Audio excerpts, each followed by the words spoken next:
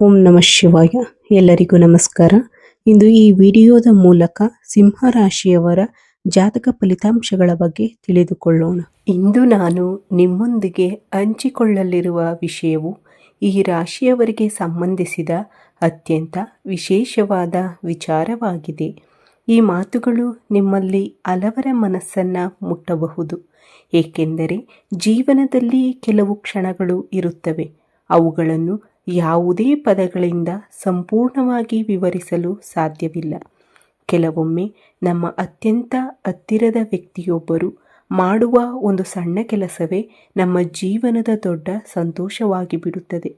ಇಂದು ನಾವು ಈ ರಾಶಿಯವರಿಗೆ ಎದುರಾಗಬಹುದಾದ ಒಂದು ವಿಶೇಷ ಅನುಭವದ ಬಗ್ಗೆ ತಿಳಿದುಕೊಳ್ಳಲಿದ್ದೇವೆ. ಆದ್ದರಿಂದ ಈ ವಿಡಿಯೋವನ್ನು ಕೊನೆಯವರೆಗೂ ತಪ್ಪದೆ ನೋಡಿ. ಕೊನೆಯಲ್ಲಿ ನಿಮಗಾಗಿ ಒಂದು ಮಹತ್ವದ ಸಂದೇಶವೂ ಇದೆ. ಮೊದಲು ಈ ರಾಶಿಯವರ ಬಗ್ಗೆ ಸ್ವಲ್ಪ ತಿಳಿದುಕೊಳ್ಳೋಣ. ಸಿಂಹ ರಾಶಿಯು ರಾಶಿಚಕ್ರದ 5ನೇ ರಾಶಿಚಕ್ರ ಚಿಹ್ನೆಯಾಗಿದೆ. ಸಿಂಹ ರಾಶಿಯು ಮಖ ನಕ್ಷತ್ರ 1, 2, 3 ಮತ್ತು 4 ಪಾದಗಳು, ಪೂರ್ವ ಫಾಲ್ಗುಣಿ ಪುಬ್ಬ ನಕ್ಷತ್ರ 1, 2, 3 ಮತ್ತು 4 ಪಾದಗಳು, ಉತ್ತರ ಫಾಲ್ಗುಣಿ ನಕ್ಷತ್ರ 1ನೇ ಪಾದ, ಒಟ್ಟು 9 ಪಾದಗಳನ್ನು ಒಳಗೊಂಡಿರುತ್ತದೆ. ಸಿಂಹರಾಶಿಯ ಗ್ರಹಾಧಿಪತಿಯು ಸೂರ್ಯನಾಗಿರುತ್ತಾನೆ. ಇವರು ಹುಟ್ಟಿನಿಂದಲೇ ನಾಯಕತ್ವದ ಗುಣಗಳನ್ನು ಹೊಂದಿರುತ್ತಾರೆ. ಯಾವುದೇ ತಂಡ ಅಥವಾ ಕೆಲಸವನ್ನು ಮುನ್ನಡೆಸಲು ಇಷ್ಟಪಡುತ್ತಾರೆ.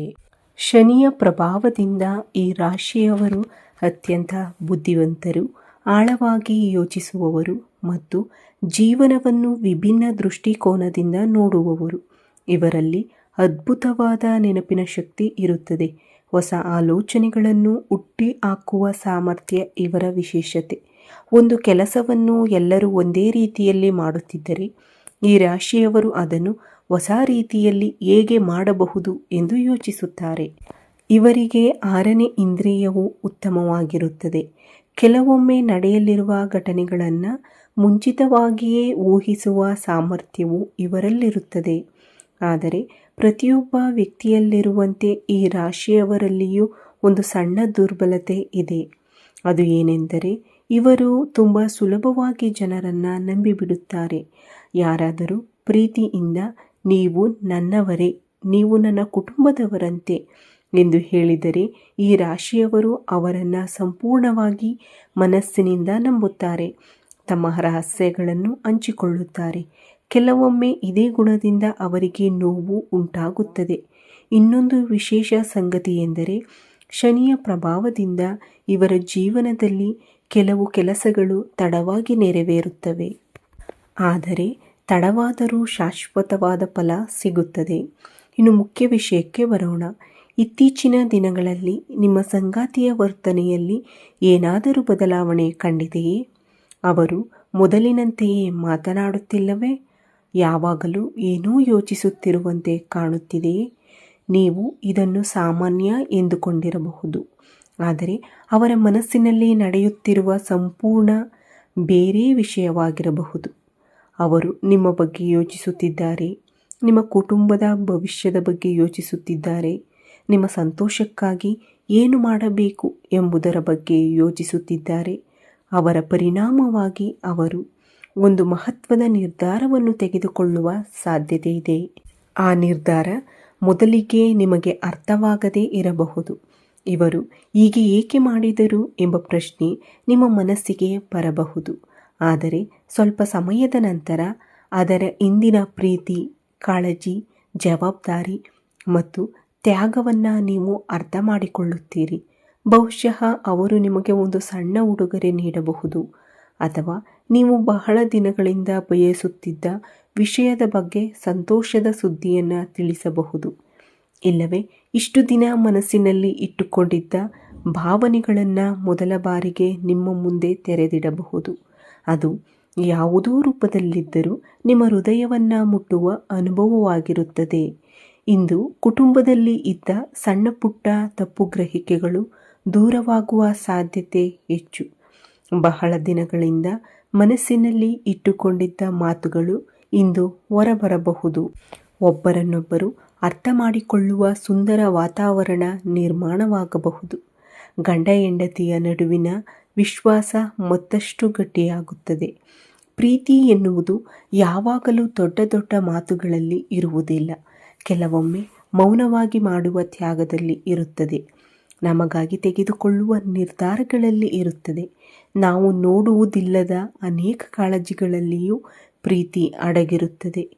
ಆ ಭಾವನೆಗಳನ್ನು ನಾವು ಗುರುತಿಸಿದಾಗ ಮಾತ್ರ ಸಂಬಂಧ ಇನ್ನಷ್ಟು ಗಟ್ಟಿಯಾಗುತ್ತದೆ. ಕೆಲಸ ಮಾಡುವವರಿಗೆ ಇಂದು ಕುಟುಂಬದ ಬೆಂಬಲ ದೊಡ್ಡ ಶಕ್ತಿಯಾಗಲಿದೆ. ಇದುವರೆಗೆ ಒಬ್ಬರೇ ಹೊತ್ತಿದ್ದ ಹೊಣೆಗಾರಿಕೆಯನ್ನು ನಿಮ್ಮ ಸಂಗಾತಿ ಹಂಚಿಕೊಳ್ಳುವ ಸಾಧ್ಯತೆ ಇದೆ. ವ್ಯಾಪಾರ ಮಾಡುವವರಿಗೆ ಸಂಗಾತಿಯ ಒಂದು ಸಣ್ಣ ಸಲಹೆಯು ದೊಡ್ಡ ಯಶಸ್ಸಿನ ದಾರಿಗೆ ಕರೆದೊಯ್ಯಬಹುದು. ಆರ್ಥಿಕ ವಿಷಯಗಳಲ್ಲಿಯೂ ಇಂದು ಉತ್ತಮ ಬೆಳವಣಿಗೆ ಕಂಡುಬರಬಹುದು. ಆದರೆ ಒಂದು ವಿಷಯವನ್ನು ನೆನಪಿನಲ್ಲಿಟ್ಟುಕೊಳ್ಳಿ, ಇಂದು ಯಾವುದೇ ನಿರ್ಧಾರವನ್ನು ಕೋಪದಲ್ಲಿ ತೆಗೆದುಕೊಳ್ಳಬೇಡಿ. ಯಾರಾದರೂ ಹೇಳಿದ ಮಾತನ್ನು ತಪ್ಪಾಗಿ ಅರ್ಥೈಸಿಕೊಳ್ಳಬೇಡಿ. ಶಾಂತವಾಗಿ ಕೇಳಿ, ನಂತರ ಪ್ರತಿಕ್ರಿಯೆ ನೀಡಿ. ಆದ್ದರಿಂದ ಅನಗತ್ಯ ಸಮಸ್ಯೆಗಳು ದೂರವಾಗುತ್ತವೆ. ಈ ರಾಶಿಯವರು ಸಹಜವಾಗಿಯೇ ಸ್ವಾಭಿಮಾನಿಗಳು. ಕೆಲವೊಮ್ಮೆ ಮನಸ್ಸಿನಲ್ಲಿರುವ ನೋವನ್ನು ಯಾರೊಂದಿಗೂ ಹಂಚಿಕೊಳ್ಳುವುದಿಲ್ಲ. ಆದರೆ ಇಂದು ನಿಮ್ಮ ಮನಸ್ಸನ್ನು ನಿಮ್ಮ ಸಂಗಾತಿಯ ಮುಂದೆ ತೆರೆದಿಡಿ. ನಿಮ್ಮ ಸಂತೋಷವನ್ನು ಹೇಳಿ, ನಿಮ್ಮ ನೋವನ್ನು ಹೇಳಿ, ನಿಮ್ಮ ಕನಸುಗಳನ್ನು ಹಂಚಿಕೊಳ್ಳಿ. ನೀವು ಹೀಗೆ ಮಾಡಿದರೆ ನಿಮ್ಮ ಸಂಬಂಧ ಮತ್ತಷ್ಟು ಸುಂದರವಾಗುತ್ತದೆ. ಇಂದು ನೀವು ಒಂದು ವಿಷಯವನ್ನು ಅರಿತುಕೊಳ್ಳುತ್ತೀರಿ. ಜೀವನದಲ್ಲಿ ನಿಜವಾದ ಸಂಪತ್ತು ಹಣವಲ್ಲ, ನಮ್ಮನ್ನು ಪ್ರೀತಿಸುವ ಜನರು, ನಮ್ಮನ್ನು ಅರ್ಥ ಮಾಡಿಕೊಳ್ಳುವ ಜನರು, ನಮ್ಮ ಕಷ್ಟದಲ್ಲಿ ನಮ್ಮ ಜೊತೆಯಲ್ಲಿ ನಿಲ್ಲುವ ಜನರು, ಅವರೇ ನಮ್ಮ ಜೀವನದ ನಿಜವಾದ ಸಂಪತ್ತು. ಆದ್ದರಿಂದ ಅಂತಹ ಸಂಬಂಧಗಳನ್ನು ಗೌರವಿಸಿ, ಪ್ರೀತಿಯಿಂದ ಕಾಪಾಡಿಕೊಳ್ಳಿ. ಒಂದು ಕ್ಷಣದ ಕೋಪದಿಂದ ವರ್ಷಗಳ ಸಂಬಂಧ ಹಾಳಾಗದಂತೆ ನೋಡಿಕೊಳ್ಳಿ. ನಿಮ್ಮ ಸಂಗಾತಿ ಇಂದು ತೆಗೆದುಕೊಳ್ಳುವ ನಿರ್ಧಾರ ನಿಮ್ಮ ಜೀವನದಲ್ಲಿ ಹೊಸ ಅಧ್ಯಾಯನಕ್ಕೆ ಕಾರಣವಾಗಬಹುದು. ನೀವು ಇಷ್ಟು ದಿನಗಳಿಂದ ಹೊಂದಿದ್ದ ಅನುಮಾನಗಳು ದೂರವಾಗಬಹುದು. ನಿಮ್ಮ ಮನಸ್ಸಿಗೆ ನೆಮ್ಮದಿ ಸಿಗಬಹುದು. ಮುಂದಿನ ದಿನಗಳಲ್ಲಿ ಕುಟುಂಬದಲ್ಲಿ ಸಂತೋಷ ಮತ್ತು ಸಮೃದ್ಧಿ ಹೆಚ್ಚಾಗುವ ಸೂಚನೆಗಳು ಕಾಣಿಸುತ್ತಿವೆ. ಆದರೆ ಒಂದು ವಿಷಯವನ್ನು ಮರೆಯಬೇಡಿ, ಜ್ಯೋತಿಷ್ಯವು ಮಾರ್ಗದರ್ಶನ ನೀಡುತ್ತದೆ. ನಮ್ಮ ಜೀವನವನ್ನು ರೂಪಿಸುವುದು ನಮ್ಮ ಒಳ್ಳೆಯ ಆಲೋಚನೆಗಳು, ಒಳ್ಳೆಯ ನಡೆ ಮತ್ತು ದೇವರ ಮೇಲಿನ ನಂಬಿಕೆ. ಆದ್ದರಿಂದ ಪ್ರತಿದಿನ ದೇವರನ್ನು ಸ್ಮರಿಸಿ, ಹಿರಿಯರನ್ನು ಗೌರವಿಸಿ, ಯಾರ ಮನಸ್ಸಿಗೂ ನೋವು ಕೊಡಬೇಡಿ. ಸಾಧ್ಯವಾದಷ್ಟು ಒಳ್ಳೆಯ ಕೆಲಸಗಳನ್ನು ಮಾಡಿ. ಹೀಗೆ ಮಾಡಿದರೆ ದೇವರ ಕೃಪೆ ನಿಮ್ಮ ಜೀವನದಲ್ಲಿ ಸದಾ ಇರುತ್ತದೆ. ಕೊನೆಯಲ್ಲಿ ನಮ್ಮ ಹೃತ್ಪೂರ್ವಕ ಪ್ರಾರ್ಥನೆ. ಭಗವಾನ್ ಶ್ರೀ ವೆಂಕಟೇಶ್ವರ ಸ್ವಾಮಿಯ ಕೃಪೆ ನಿಮ್ಮ ಕುಟುಂಬದ ಮೇಲೆ ಸದಾಕಾಲ ಇರಲಿ. ನಿಮ್ಮ ವೈವಾಹಿಕ ಜೀವನ ಸುಖ, ಶಾಂತಿ ಮತ್ತು ಸಮೃದ್ಧಿಯಿಂದ ತುಂಬಿರಲಿ. ನೀವು ಬಯಸಿರುವ ಎಲ್ಲ ಒಳ್ಳೆಯ ಆಸೆಗಳು ಶೀಘ್ರದಲ್ಲೇ ನೆರವೇರಲಿ. ಈ ವಿಡಿಯೋ ನಿಮಗೆ ಇಷ್ಟವಾದರೆ ದಯವಿಟ್ಟು ಲೈಕ್ ಮಾಡಿ, ನಿಮ್ಮ ಸ್ನೇಹಿತರೊಂದಿಗೆ ಹಂಚಿಕೊಳ್ಳಿ ಮತ್ತು ನಮ್ಮ ಚಾನಲನ್ನು ಸಬ್ಸ್ಕ್ರೈಬ್ ಮಾಡಿ. ಮತ್ತೊಂದು ಉಪಯುಕ್ತ ಹಾಗೂ ಆಸಕ್ತಿದಾಯಕ ವಿಡಿಯೋದಲ್ಲಿ ಮತ್ತೆ ಭೇಟಿಯಾಗೋಣ. ಅಲ್ಲಿಯವರೆಗೆ ಧನ್ಯವಾದಗಳು.